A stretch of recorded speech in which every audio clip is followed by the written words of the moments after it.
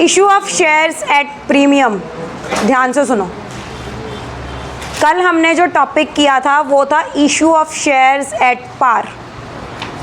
पार का मतलब होता है फेस वैल्यू पे शेयर का इशू हो जाना मार्केट में।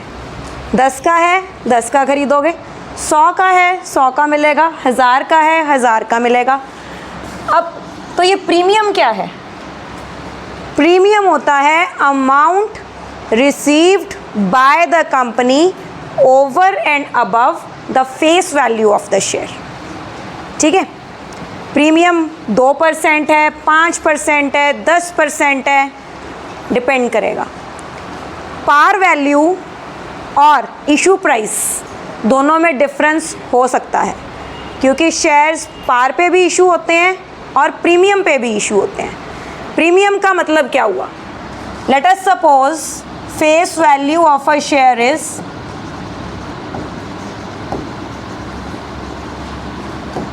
₹100 is issued at a premium of 10%। Face value कितनी है? इशू हुआ है 10% प्रीमियम पे, 100 का 10% 10 रुपीज़। तो इशू प्राइस क्या हुआ?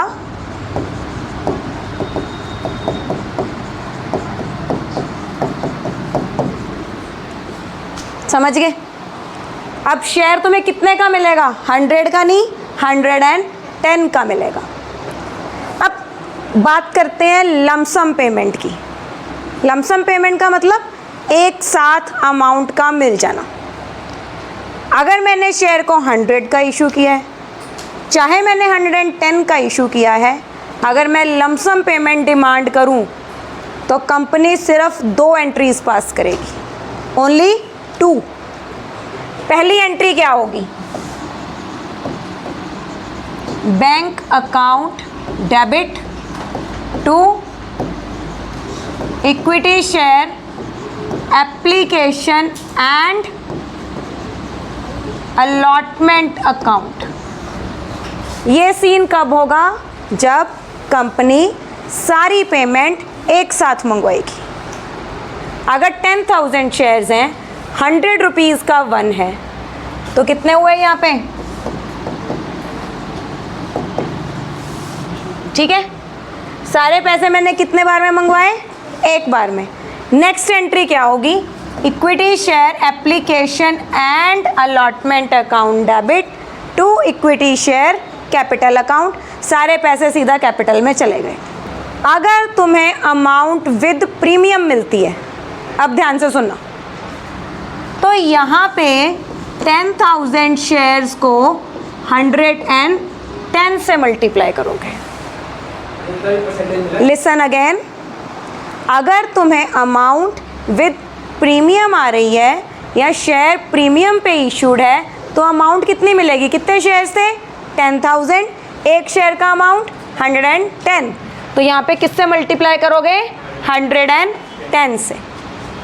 अब एक प्रॉब्लम है, जब ये सेकेंड एंट्री पास करोगे, equity share application and allotment account debit amount,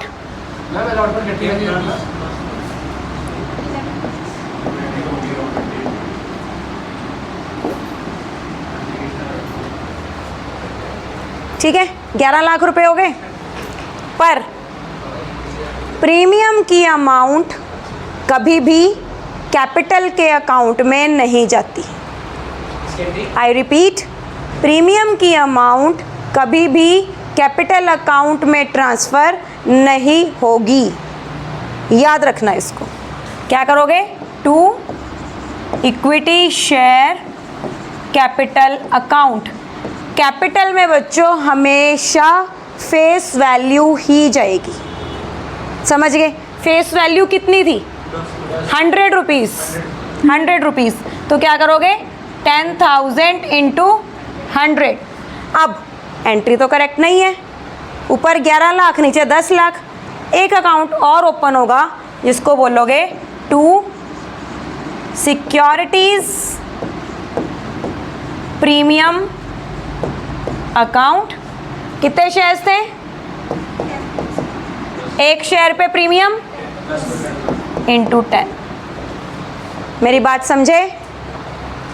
पूरी अमाउंट, अगर शेयर की अमाउंट एक बार में रिसीव हो रही है बेटा, चाहे पार पे है चाहे प्रीमियम पे है, जितनी अमाउंट रिसीव हो रही है किस में डाल दो? बैंक में। उसके बाद अगर वो पार पे है तो सारी की सारी अमाउंट इजीली कैपिटल में ट्रांसफ़र कर दो। बट अगर प्रीमियम पे है तो प्रीमियम की अमाउंट को किस में पोस्ट करना है? सिक्योरिटीज़ प्रीमियम अकाउंट में। 10,000 shares of 10 each payable as again 2332 issued at a premium of 10%.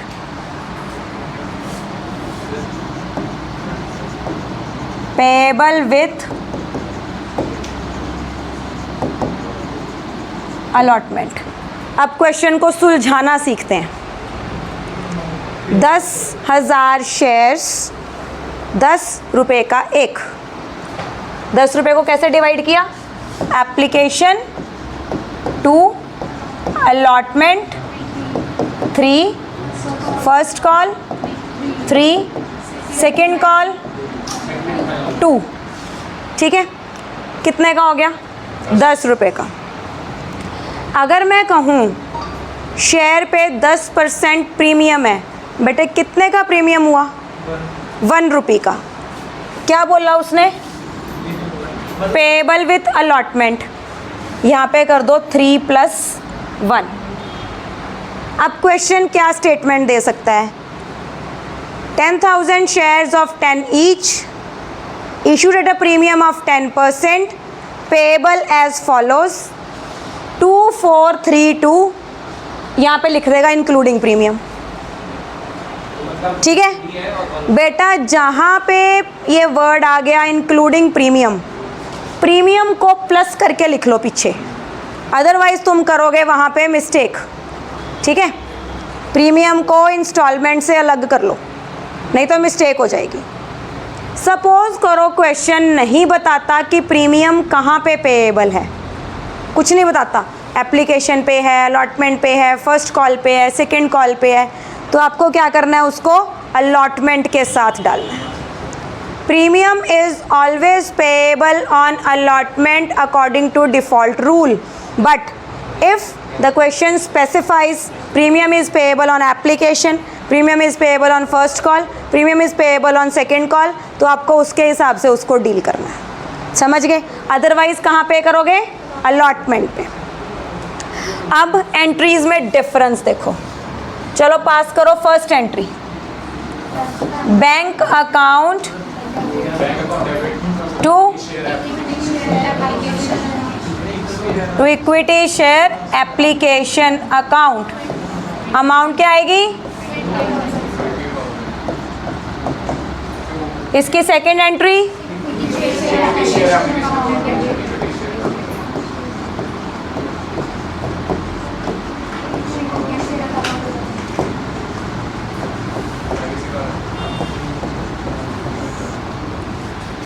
बच्चों प्रीमियम एप्लीकेशन में नहीं है, एप्लीकेशन की एंट्री में कोई डिफरेंस नहीं आएगा। प्रीमियम कहाँ पे है? अलॉटमेंट में। अलॉटमेंट की फर्स्ट एंट्री होती है ड्यू की एंट्री। अब इस एंट्री में डिफरेंस आएगा। प्रीमियम की एंट्री रिसीव की एंट्री में नहीं आएगी। आई रिपीट, प्रीमियम की एंट्री रिसिट की एंट्री में नहीं आएगी, किस में आएगी? ड्यू की एंट्री में आएगी। Did you get me? Okay, तो तुम्हारी पहली एंट्री अलॉटमेंट की, equity share allotment account debit 10,000 into 4 40,000 to equity share capital account 10,000 into 3 30,000 securities premium account.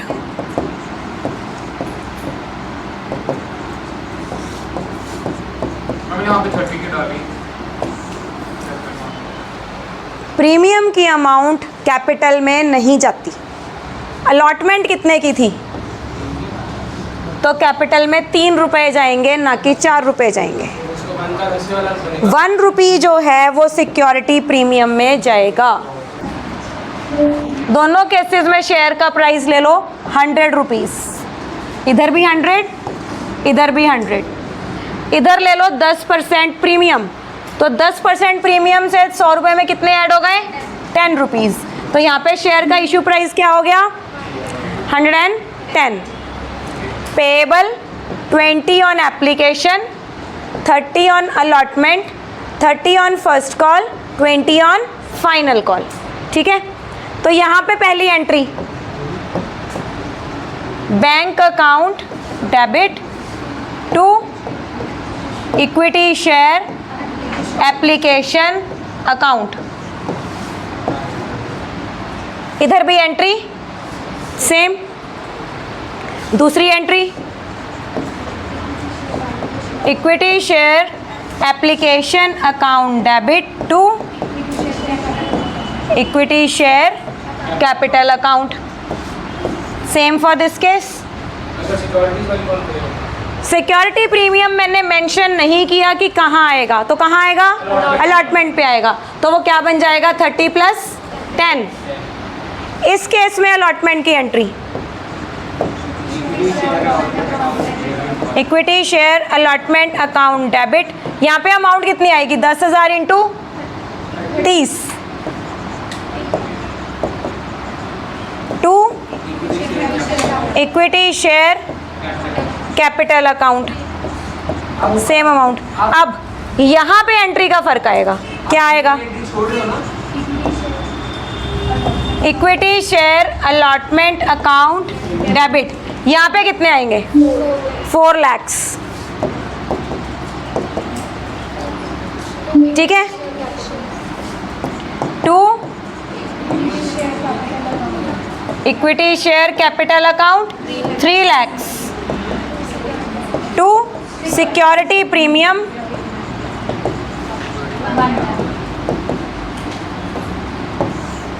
समझ गए? डिफरेंस क्लियर हुआ कि नहीं? 30 रुपए की अलॉटमेंट थी, यहाँ पे प्रीमियम नहीं था, यहाँ पे प्रीमियम है। तो यहाँ पे अलॉटमेंट ड्यू होगी 3 लाख से और यहाँ पे ड्यू होगी 4 लाख से। 3 लाख जाएगा कैपिटल में, 1 लाख जाएगा प्रीमियम में।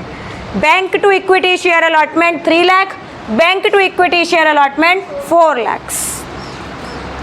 ठीक है, first call equity share first call account debit to equity share capital 3 lakh. Same here, bank to equity share first call 3 lakh, दोनों में same. Equity share final call account debit 2 lakh. Receive करो और सेम एंट्रीज दूसरी तरफ हो जाएंगी। तो एंट्री में किस में डिफरेंस आया? उस एंट्री में डिफरेंस आएगा जिसमें प्रीमियम होगा और बाकी सारी एंट्रीज बिल्कुल डिटो कॉपी हो जाएंगी।